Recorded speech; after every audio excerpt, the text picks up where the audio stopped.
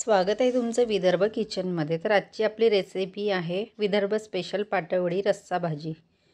तर ही आमच्याकडे कशा प्रकारे करतात ते मी बनवून दाखवणार आहे। यासाठी मी एक कांदा घेतलेला आहे, सुकं खोबरं, आलं लसूण, थोडे शेंगदाणे आणि हिरवी मिरची हे आपण वाटण्यासाठी घेतलेलं आहे। तर सर्वात आधी आपण वाटण तयार करून घेऊ। यासाठी मी थोडं कढईमध्ये तेल घेतलेलं आहे आणि इथे कांदा परतून घेते।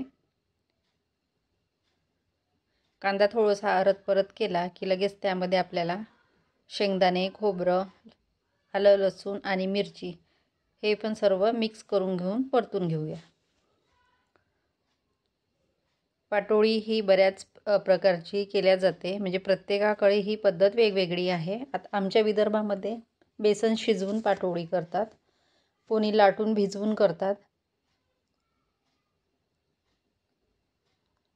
इथे आपलं आता हे व्यवस्थित भाजून झालेलं आहे वाटण, ते आता मिक्सरमध्ये काढून घेते। बरेच जण वाटणामध्ये डाळ वापरतात किंवा थोडे तांदूळ घेतात, म्हणजे प्रत्येकाचं वाटण्याची पद्धत वेगवेगळी आहे। आमच्या विदर्भामध्ये कशा प्रकारे करतात ते मी सांगते। त्यानंतर याच्यामध्ये मी थोडी कोथिंबीर घातलेली आहे, 1 चम्मच जिरं, आणि आता हे सर्व आपण मिक्सरमध्ये बारीक करून घेऊ। ओलं खोबरं असेल तर फारच चांगलं, तर ओलं नसल्यामुळे मी सुकं खोबरं वापरलेलं आहे। वाटण तयार झालं, आता आपण पाटवडीची तयारी करू। त्यासाठी इथे कढईमध्ये 1 चम्मच तेल घालणार आहे।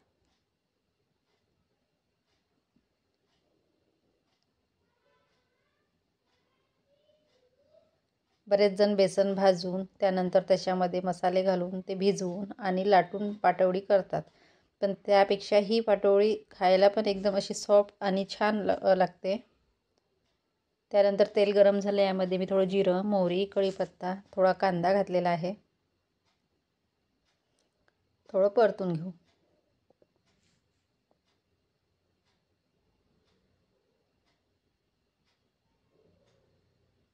कांदा आपला थोडा ब्राऊन झाला की त्यामध्ये जे वाटण केलं आहे ते थोडं मी यामध्ये ॲड करणार आहे, म्हणजे पाटवडीला छान चव येईल। त्यानंतर यामध्ये मी 1 चम्मच मिरचीचा ठेचा घालणार आहे।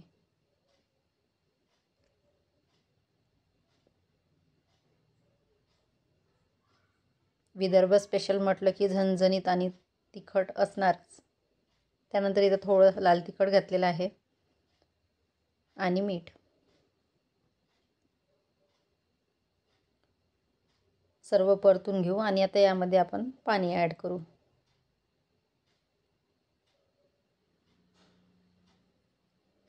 पाटवडीसाठी साधारणतः मी इथे 1 ग्लास अंदाजे पाणी घेतलेलं आहे। आता या पाण्याला छान अशी उकळी येऊ द्यायची। उकळी आलेली आहे, यामध्ये आता कोथिंबीर घालायची। ही कोरडी पाटवडी पण खायला खूप छान लागते। त्यानंतर आपल्याला इथं थोडं थोडं बेसन घालून हे मिक्स करायचं आहे, म्हणजे गुठळ्या होणार नाही। गुठळ्या झाले तरी आपल्याला ह्या सतत हलवत राहायचं आहे 5 ते 10 मिनटं, म्हणजे आपल्या सर्व ह्या गुठळ्या निघून जातील।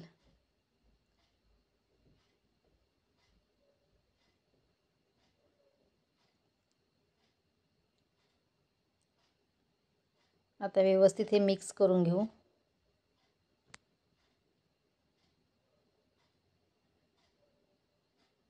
आणि 2 ते 3 मिनटं याला आपण थोडं शिजू द्यायचं, म्हणजे कच्ची लागणार नाही पाटवडी। इकडे मी ताटाला थोडं तेल लावून घेते।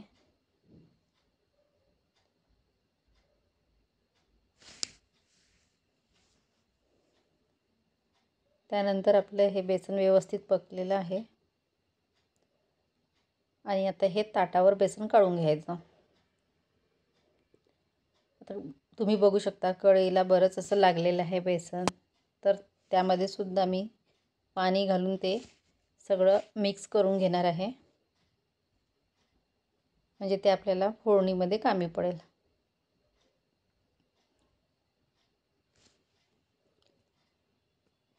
कढईचं असं ते सहज निघत नाही, थोडं पाणी गरम करून गॅसवर ठेवलं की लगेच ते निघून जातं। त्यानंतर हे पाणी एका गंजामध्ये काढून घेते आणि आता याच कढईमध्ये आपण रस्सा करणार आहोत.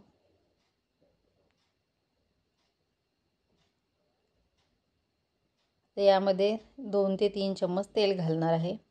रश्श्यासाठी थोडं तेल जास्तच लागेल, कारण ग्रेव्ही एकदम अशी तर्रीदार दिसायला पाहिजे. तेल गरम झाले की त्यामध्ये तमालपत्र, कलमी, थोडी मोहरी, जिरं घालणार नाही. जिरं आपण वाटणामध्ये 1 चम्मच टाकलेलं आहे. त्यानंतर इथे हे वाटण घालायचं.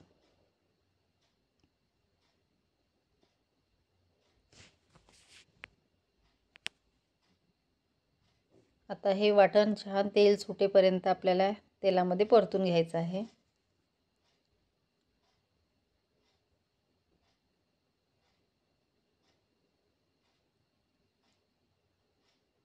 भरपूर असं वाटण पाहिजे याला, तर भाजी छान अशी ग्रेव्हीदार होते.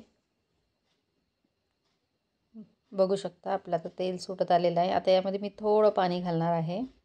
मिक्सरच्या भांड्यामध्ये वाटणाचं पाणी केलेलं आहे थोडं, आणि परत व्यवस्थित मिक्स करून घेऊ.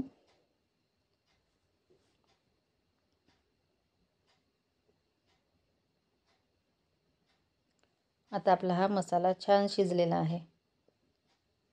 त्यामध्ये मी थोडा कढीपत्ता घातलेला आहे. आणि आता मसाले ॲड करायचे. हळद, काळा मसाला, लाल तिखट आणि चवीनुसार मीठ.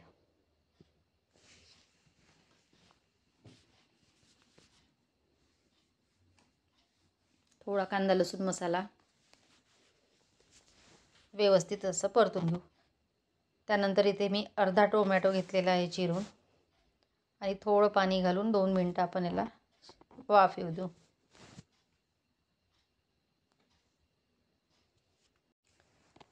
टमाटर आपलं शिजलेलं आहे. आता यामध्ये आपण जे पाणी काढलेलं होतं कढईतलं बेसनाचं, ते पाणी ॲड केलं. त्याचप्रमाणे मिक्सरच्या भांड्यामध्ये जे वाटण होतं थोडंफार, ते पण कुठलेही मी वाया जाऊ देत नाही. आपण एवढ्या मेहनतीने हे वाटण करतो, कशाला ते मिक्सरच्या भांड्यामध्ये वाया जाऊ द्यायचं.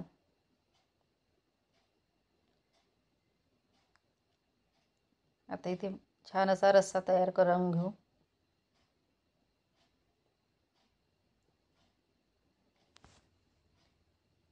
आता इकडे आपल्या रस्स्याला उकळी येईपर्यंत आपण इथे पातळी थापून घेऊ. जास्त पातळ पण नाही आणि जास्त जाड पण नाही.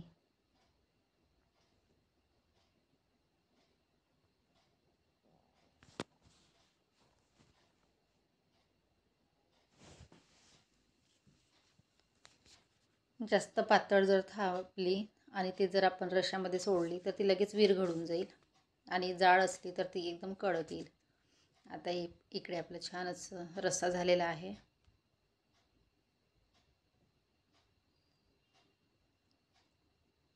आता इकडे आपण पाटवड्या कापायला घेऊ.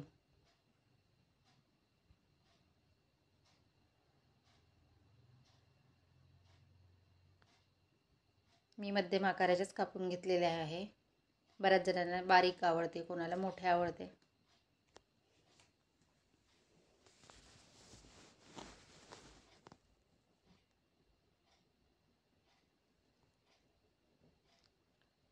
आता हे हलक्या हाताने चाकूने ते काढून घेऊया.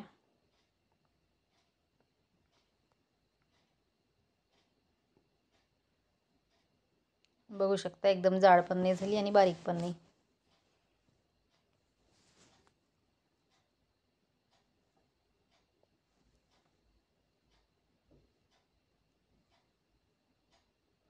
तर गॅसची फ्लेम थोडी मिडियम करून घेऊ आणि यामध्ये पाटोळ्या सोडून घ्यायच्या.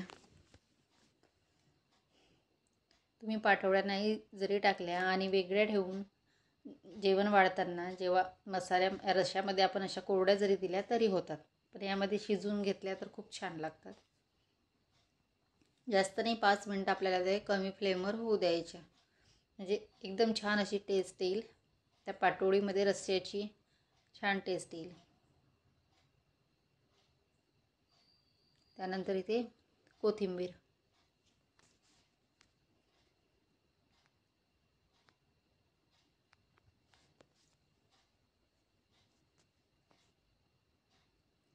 बघू शकता आपली पाटवडीची रस्सा भाजी तयार आहे. छान असा कलर आलेला आहे. रेसिपी आवडली असेल तर नक्कीच लाईक करा, शेअर करा, सबस्क्राईब करा. झणझणीत अशी रस्सा भाजी.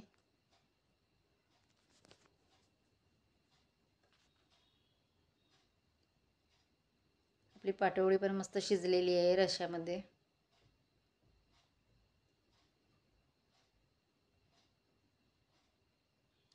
एकदा या प्रकारे नक्की करून बघा. Bye bye.